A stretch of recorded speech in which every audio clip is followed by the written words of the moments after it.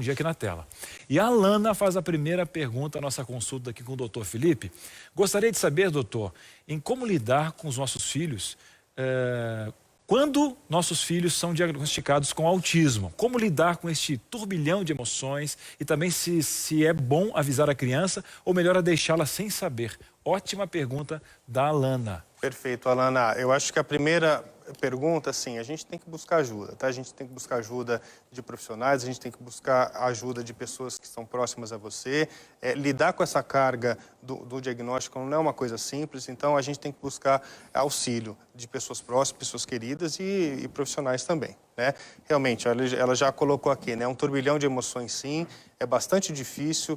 A aceitação desse diagnóstico é algo que às vezes demora bastante tempo. Eu ouso dizer que às vezes essa aceitação, às vezes, ela não acontece por quase que a vida toda, é algo bastante complicado, mas a gente tem que entender que existem tratamentos, existem possibilidades, são condições difíceis, mas tem possibilidades grandes da gente avançar e essas pessoas desenvolverem bem ao longo da vida. Muito bem, vamos a mais uma pergunta. Você manda aqui no Entre Família, você conversa. Olha a Cris aí, estamos em crises e felizes, viu, Cris?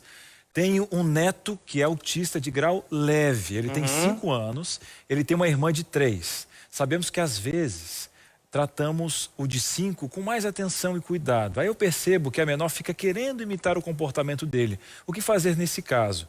Como fazemos para tratar igualmente? Olha, interessante, né? Interessante, ela talvez linkando, né, o comportamento dele, porque ele ganha mais carinho, então ela tenta imitá-lo.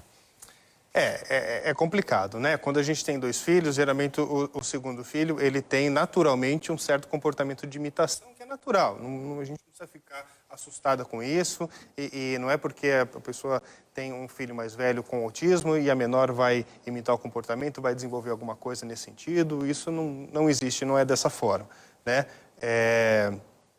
Então, assim, a importância de tratá-los iguais é fundamental. A gente entende que o autismo a gente precisa, não é o mundo que tem que se adaptar a eles. De uma certa forma, a gente aprende muito, a sociedade ela tem que caminhar, mas a pessoa com autismo ela precisa se adaptar ao nosso mundo também, né? Então é importante que a pessoa com autismo se torne cada vez mais adaptada a lidar nessas condições todas que nós vivemos. Muito bem, é uma condição bipartite aí. Cris, espero ter ajudado, viu? Mais uma pergunta na tela, tá chegando, o pessoal de casa é demais. A Monique Bezerra. E aí, Monique? Conheço uma criança de uns 10 anos que foi diagnosticada com autismo, mas tem certos comportamentos dele que me parecem mais malcriação do que autismo.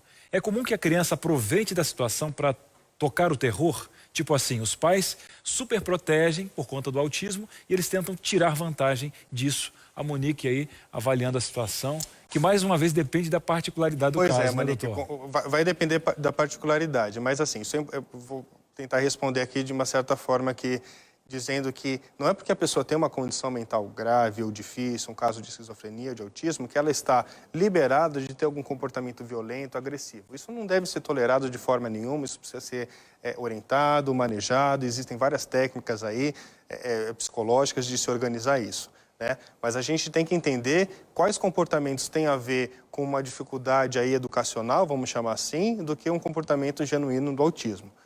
De qualquer forma, isso precisa ser olhado caso a caso e precisa ser manejado. A gente não tem que tolerar qualquer situação de tocar o terror.